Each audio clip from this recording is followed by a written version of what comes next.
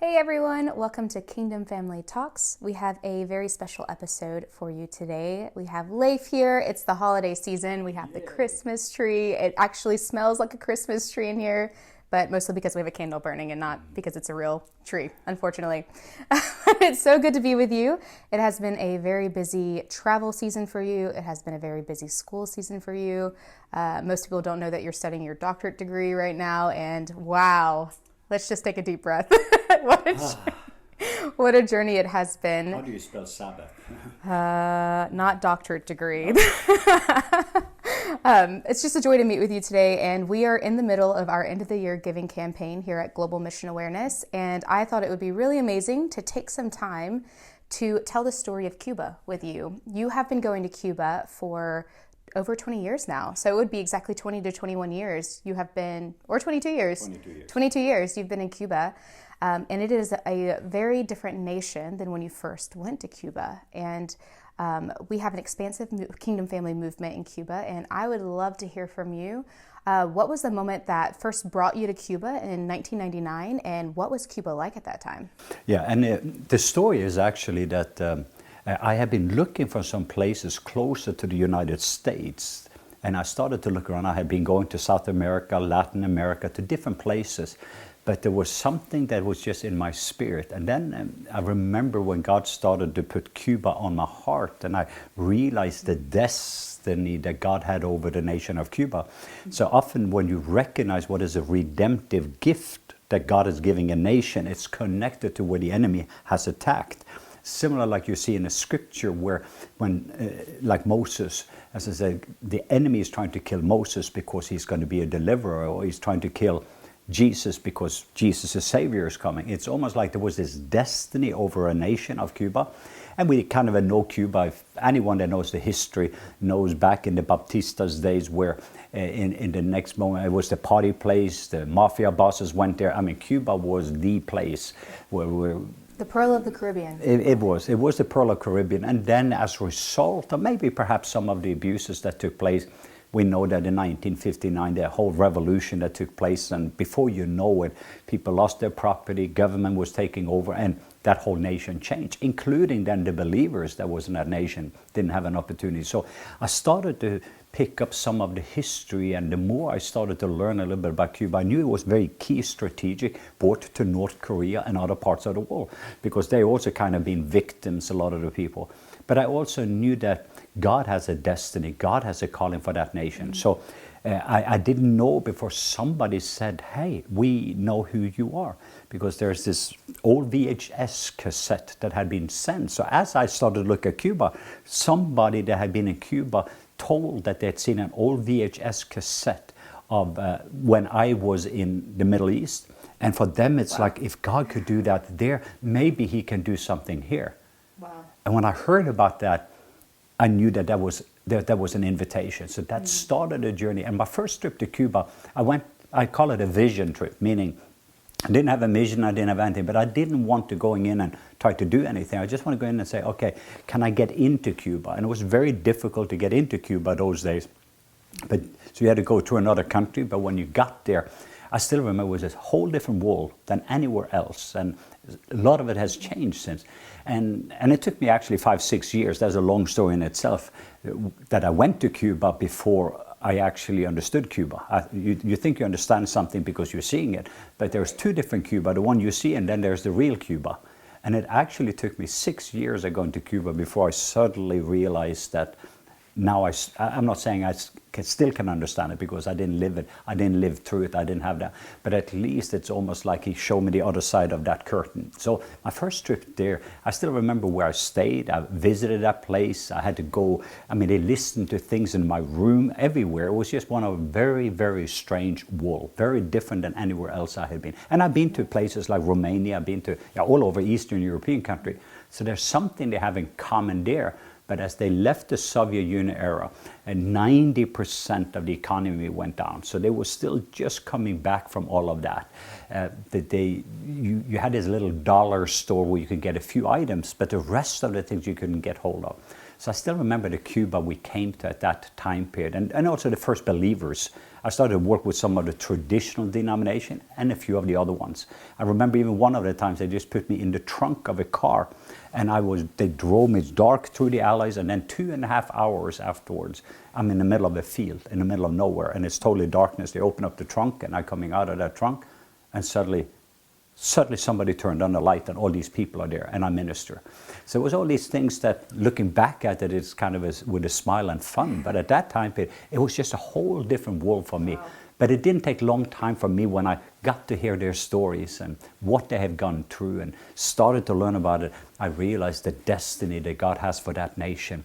And so that the early days was very unique and rare, and even when I started to minister among the believers, because it was such an us against them, because the believers had been oppressed, the believers was not able to do certain things, and of course I had been in the Muslim context already where that was very similar, so I had something in common there that I've not lived where you live, but I've spent these years where I do know when they're killing our brothers and sisters in the Middle East. I do know. So I had a language of understanding some of that. I also had an understanding that certainly I don't see the terrorist Saul, but I see the Apostle Paul.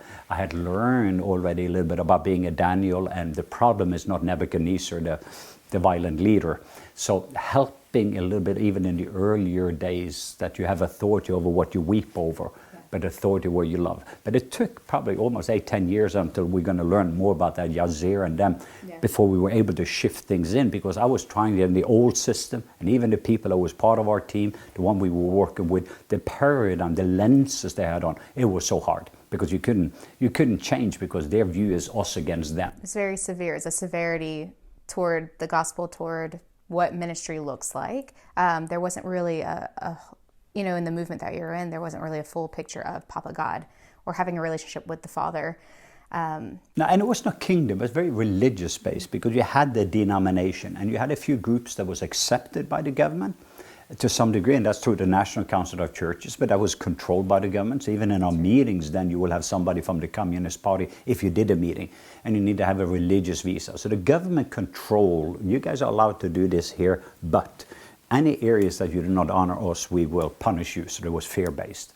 And then on the other side, you have a few that was rebels, that was not part of those churches. So when you met with those people, we are the true believers, not Assembly of God or Methodist or Baptist or Presbyterian, whoever. We are the real believers because we are paying a price and fighting against this evil system of people that are persecuting us. So I got to work in both of those different camps, but both of them, as I say, it was a very tough, and it was a big challenge to be able to, over and over again, we were trying to find different ways to help many of them that was worn out, that was beaten up, that was on both sides of this story. And there was a lot of us against them among the believers, but especially then against the system and the government. And many of the key leaders left the country, and they escaped the country eventually when they had a chance. But there was one person that I met that was part of that, and I think I described that was part of the shift and change. And I don't want to mention the people that was involved with me the first 5-6 years, but I met a man named Alejandro Nieto, and that marked me tremendously. He was like a father of the nation of Cuba, and he's passed away. He is in heaven. He lived supernaturally alive, totally impossible. They've actually removed organs you cannot live without for 2 years before he died. But the first time I met him, and he walked in, we had a private setting in Melia Coiba Hotel in Havana, and you have been there. It's not the one on the, this is the one right on Malecon. But we met in this room. When he walked in, only Heidi Baker and him have I had that experience. Somebody walked into the room, what happened? But he was so weak, and I still remember they had, because of the morphine pump, he was eaten up by cancer, and just for the pain medication. And he was so weak that they said, you have 15 minutes with him. And I had been trying for 2 years because I'd heard stories about him, and we ended up 2.5 hours, and the presence was there. But he shared a story about how these leaders years ago, in the 80s, actually had been up on this mountain to pray. The glory cloud came over them. That's the highest place in Cuba. They prayed for the nation, and the glory of God hit. So if you went back to those 80s, the biggest churches would be 30, 40. But then after that encounter, they came down from that mountain after the glory, and God started to speak about the revival. And to see that group, it spread all over the island of Cuba, and God started to show up, Jesus started to show up. And so even as all these years later, where he has paid all kinds of prices. He had probably one of the biggest churches now, but still, he had paid such a high price. His father paid price. So he was a real original, somebody that I learned so much from. And I got to the last 2 years of his life getting to know him well and meet on several occasions speaking. But he did mark me to understand Cuba, to understanding the people, including his own father, and hearing the stories. So it's almost like I get an insight of why it is the way it is. And then at the same time period, somebody that was standing firm and loving well. He was very radical, paid a high price for standing up for the truth. So he marked me, and the way he was dreaming of that nation. And that was connected also when I met Yazir and Aki, where my previous coordinator said, hey, you need to meet this guy. He's like the top evangelist and Assembly of God evangelist, and this little bald-headed fire. Him and his wife, they had just a little baby. So I think that's probably close to 15, 16 years ago. So, wow. And we also met with Alejandro Nieto together, Yazir, because Yazir also knew him. So there was a shift for us where the previous system I had, I knew was not working. But Yazir, I still remember at Hotel Nacional, we were in the park, and then I met Yazir around the same time period. And Yazir came in, and him and Aki was meeting me out there a little bit far away, so nobody kind of can watch you out on the field. You have seen the grass, the big lawn that is there towards Malikon. So as we were walking there, eventually we started to talk and share a little bit. And I started to describe family, and I started to describe kingdom, and something happened to him. It's like these lights that went on. So he had kind of more religious, all he knew. I mean, power evangelist. Power evangelist, strong, yeah. Powerful. Yeah. But yeah, so he was definitely both baptized in water and in the Holy Ghost, and was a lion. But then he learned about the kingdom, and it was like, suddenly something shifted, I can see. So he asked me to pray for him before they left. He was going to go to a meeting. And I prayed for him, and he had a major encounter, both with the love but also with the kingdom, that he describes later on. So I knew there was a connection because of the impartation. And he just realized these miracles and presence of God hit people in the meeting on a different level he have ever seen before. But he's also described what he felt in the body when I prayed. So we got together, and it became a connection where eventually I ended up as his spiritual father, both to Aki and Yazir. And we started to do life together. And it was so beautiful because they were so hungry, and they wanted to know, what does the kingdom look like? What does family look like? What is the shift? And it changed everything. It cost everything. They didn't want to leave the country. And they learned how to love their country, even love their enemies, learning how to love their neighbor. I mean, it was just the very thing that I've been able to, being a forerunner in the Muslim world, they were picking up on that, the new lenses of how to do things. And I started to see the price they paid, but also I started to see some of the fruits. They gave me so much. So I had to get rid of the old system that I was trying to get to work, not just there in Africa and other places, but we had a system there. And then now we started to see a healthy kingdom family system. So all of that was around 2006 or so that we started to see that change taking place. And they started to think differently. There's trash on the street, let's clean it up. Or there's that clinic that is run down by the government before. Why does the government not do this and that?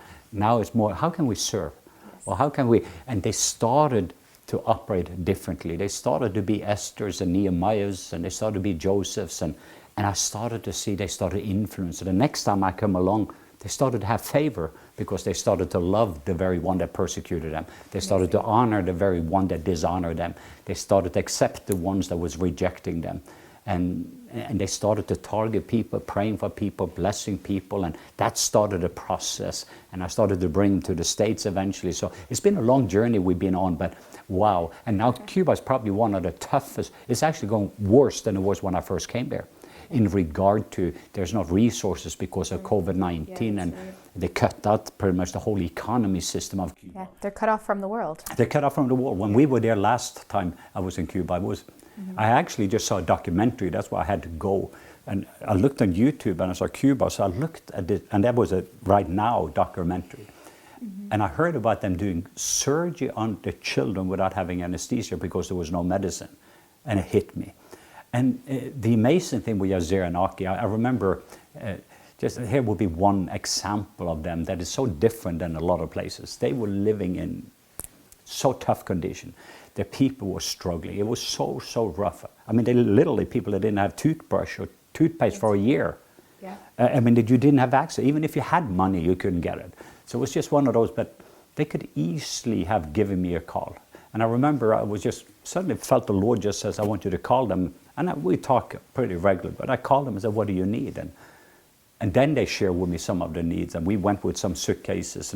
But when I saw the needs, and I intentionally went into some of the places, like in Havana, and I went into a drugstore. I tried in a city of over 2 million people to find an ibuprofen, and I couldn't find it. Wow. And I have my pockets full of money. Yeah. So we can't imagine those kind of things. So even if you had money, there was just not things available. And so that struggle, or what we just found out here, I mean, you're paying a month's salary to get hold of a chicken. That's if you can find a chicken on the black market. So right. I realized that what they've been struggling with. So this last trip to Cuba, just more intentionally, we went in, we started to raise the support, we started to invest in Cuba in a differently. But the thing that touches me is that in the middle of this devastation, revival fire has broken loose. Instead of them being beaten, they have suddenly become an answer to the people's question. In the middle of the darkness, when there was demonstrations on the streets and people were disappearing or put into prison, or difficulty was taking place that we watched on the news, I saw in the middle of that tension where I even asked one time, because I knew it was so tough, with their 3 sons, I said, would you guys like to come to the States, or would you like? And they said, no, this is our country. Wow. This is our country. So even the next generation, we're going to invest in that. But Cuba, they had this whole thing of, no, Cuba is going to be that pearl of Caribbean, and we're going to be the mission force. We're going to touch North Korea. We're going to touch the nations of the world. Right. And so in the middle of all of that, I was so overwhelmed by the commitment level. And so what has been your impression when you have met with them and stayed in touch? Yeah, it really, the first time I went, it was 2018, and it really changed my life. I was so challenged by their ferocity as believers, their tenacity to not give up. Really, even then, the economic situation was not good in Cuba. It was, they have this saying, "Es Cuba," and basically that means like, whatever happens, happens. Like that's the thing in Cuba, whatever happens, happens. You don't know every day. You're not promised the next day. You don't know if you're going to have ibuprofen or if everyone's going to be okay. And I was just so amazed by Aki and Yasir and how they led their church and how they were loving their community and hearing how they were serving the government, even though at that time they were still not an approved church, because like you were saying earlier, the government really gets to decide if you're a legal church or not. And they are well involved in that. And I just left that place burning and so moved by the unique move of God in that country and how just how strong the believers are. Really, they, when we went in 2019, the church had launched a prayer movement across the nation because they had read that if you can intercede for your nation, you'll change the world. And so they really believed that. And I roomed with the director as we traveled to different cities to minister. And Aki at 5 a.m. would be on her face praying for her nation. And I would wake up to her crying out to God. And it just really impacted me that they truly are living what they believe. And, it's such a joy at Global Mission Awareness that we have really adopted them into our family. And I mean, the kingdom is a global family. And for us to also receive from them and how they follow Jesus has been so amazing. But you had mentioned earlier that in 2020, they were really cut off from the world, and the economic situation was proliferated by the COVID-19 pandemic. And it was just a really terrible situation for families. And we have been doing our absolute best to be able to provide resources to the Kingdom family there. And there are a lot of really amazing things that we've been able to be a part of with our Cuba directors, right? Like we have been able to provide ongoing relief. So sending food, sending resources. When you went earlier this year, you and our executive director, David Cho, took a ton of medicine down there to help them. And Yasir and Aki distribute that to the church community and beyond, anyone who might be in need. There is no one left out from that in the community. And we have the amazing privilege of partnering with Lighthouses of Love. Yeah. What is Lighthouses of Love? Well, this is also an interesting thing. Some people have been around us for a long time, maybe for her, because maybe around the same time, 15, 16, 17 years ago, I had a vision for these Lighthouses of Love. And actually we started, I think it was 1,786 of them throughout the Middle East and in Cuba. Right. It was before Yazir came in, it was with the previous director. But I realized we were not able to sustain it. And I think just it's almost like we helped God with it, to be honest with you. Looking back at it, it was like God spoke something, but then we then wanted to help God. So we get a Hagar, and you end up birthing a little bit of an Ishmael that you had to feed. So the way we did it was we wanted to create, and that was the dream, worldwide, to have 1 million of these lighthouses of love, which would be first looking up, looking in, looking out, and looking forward to creating home. It's almost like a home church movement, but where people, both throughout the Middle East, but also in communist countries, could coming into the home, worship, being overwhelmed by God, so nothing else could overwhelm them, but then allowing the transformation to take place in their life, in their marriage, in their family, but then to take it out and show the goodness and the kindness and the love to all the neighbors. So when people did not know what to do, they know to find that lighthouses of love, and it should be everywhere, that we're going to make it hard for people to go to hell, because every neighborhood is going to be a lighthouse of love. Every area covering the island of Cuba, cover the Middle East, so that people will have that. And new believers that most of the times, especially if they come from a whole different background, they could be from a Muslim background, or in another country, if that was from a place where you cannot convert, but they could go safely into the lighthouses of love, experiencing a family feel, experiencing how to receive love, become love, and give love. But also bring healing, physical healing, emotional healing, deliverance, creating freedom. That is almost like a little hospital everywhere too, where people could come. So that was the intention. But what we did is we started to get the support in, and we hired more people, brought more, and we grew so fast that we couldn't sustain it. So it's like now, because what we did, now we had areas director and this. I mean, so in 18 months you plant 1,700 all over. But it was an impossibility to get enough resources and finances, and to be able to, I realized in the end, it's burning us out. I was being burned out just to try to keep up every week. There was just need, because we were trying to meet the needs in those lighthouses of love from here, and we had like a little bottleneck, and it just grew so fast. So I think later on now, God started to say, hey, I still want those lighthouses of love.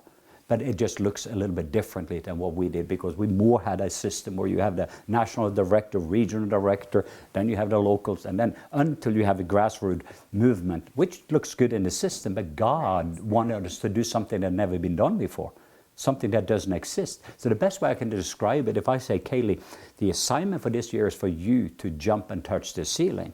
And you could do, if you knew that that's what was required of you, you could work your leg muscles, you could do everything that you can, and eventually maybe you could say, I could do the ceiling. But that was not what God invited us to do. God says, I want you to jump and touch the moon.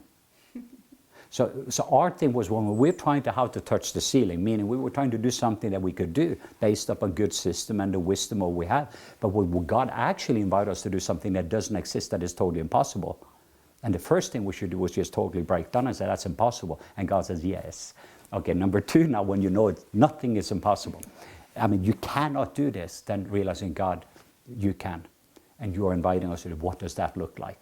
And I think that that's what happened again when that stir came back. And after about 15 years from the first, it started to resurrect it.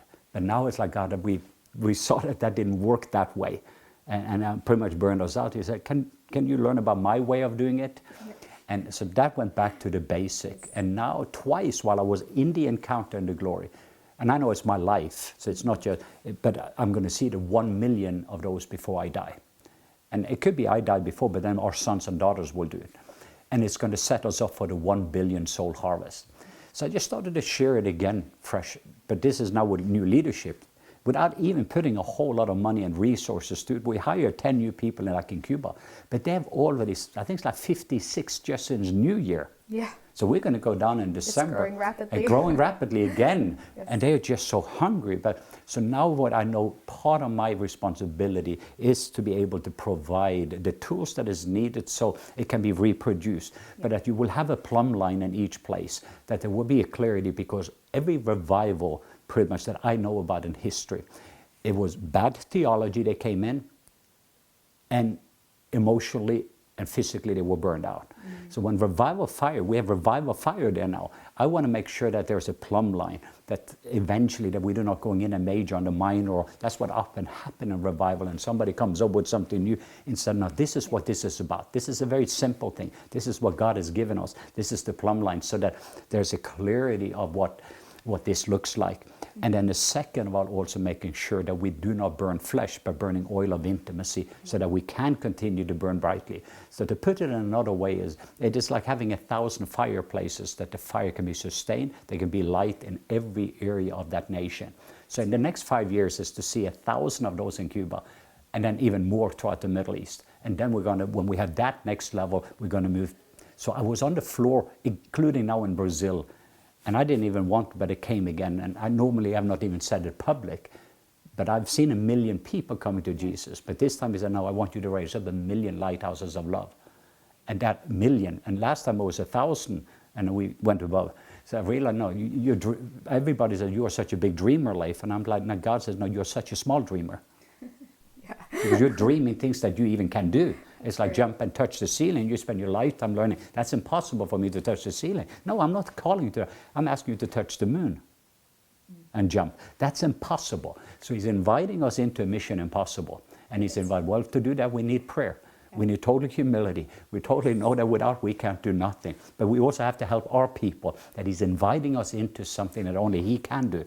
And then you can co-labor with him and join him. So it is exciting now to see that they've already captured with it. I gave them a seed, they've given me a tree. Yeah. And now we're going to go back in a few weeks and we're going to see the forest that is going to be produced, so that everyone in Cuba can taste and see how good Papa God is and how loved they are. Everyone in Cuba is going to have an encounter with a God like Jesus. And if anyone is sick there, and we know the medical system is not operating, there's going to be thousands and thousands of believers that knows from an identity how to lay hands on the sick so they will recover. So that these signs will follow everyone that believes, and empowering the ordinary people to do the extraordinary. A clear movement throughout that nation where nobody cares who gets the credit. Sons and daughters of glory, that creation is moaning and groaning to be revealed. So it is not hard for me to invite our family to invest in the Cubans. They have stewarded this so tremendously well. It's a great investment, not an expenditure. And it's almost like buying stocks at Apple. I remember I wish I would have bought stocks. I bought a little bit too late. But it's like in the earliest stages when you see there's a move of God's Spirit going. And for us to be able to be part of history and destiny of that nation. And so I think this is the invitation for us in this season, that just with a little of our resources, we have an opportunity to be part of fueling the revival fire in a nation. We have the people there that will steward it well. But I think they are the true heroes, and we can help the true heroes to be able to love on their nation and to disciple their nation from a power, love, and wisdom paradigm. Yes, and all of the listeners, we consider you our family. We want to invite you to partner with Global Mission Awareness in this season to be able to help us to actually, fund this move of God that's happening in Cuba. We get to provide practical resources like food, medicine, clothing. On this trip that you're actually going to be on in a few weeks, we're sending you guys with tons of clothing for different orphanages and handicapped children homes that we have also invited into the Kingdom Family movement in Cuba that we're resourcing. And you also get to help us, take a lot of Leif's resources and translate it into Spanish so that we truly can really train and resource the Kingdom Family movement there so that they can transform the nation from the inside out. Because like you were saying, we really want to build up healthy fireplaces to be able to contain the move and the fire of God. And it is so important for people to be trained and resourced in the ways of Jesus, in the kingdom movement, to be able to be really effective, to be ambassadors of love in that nation. So we just thank you guys so much for joining us today for this special episode. And if you want to give a one-time donation, or if you want to become a monthly partner in helping us spread the love of God throughout Cuba and to raise up lighthouses of love, check the blurb for the details on how to give. And we look forward to maybe seeing you on a trip with us. One more thing I thought about, because we've had this thing that I've done as a family, but I just felt we wanted to remind, and that every year we ask Jesus, so that's why Cuba came in, Jesus, what do you want for Christmas? Because it is his birthday. And we as a family, we have decided that the greatest gift we're going to give to Jesus, and we always ask Jesus what that is for. And this year, Cuba and Pakistan, there's a few things, this is what we're going to invest in. And I just wonder, this is my personal challenge. So if I give my child a PlayStation, I'm making sure that what I give away is greater than that. So please give each other's gift, but I also want to challenge you to do what I do as a family. We're going to give Jesus the greatest gift. Maybe that is for Cuba, maybe it is somewhere else, but I just want to challenge you on that and pray about that as a family, that the greatest gift is, let's give it to somebody that at this very moment, their life will be changed as a result of it. Amen. Thank you so much for your time, Leif. My joy.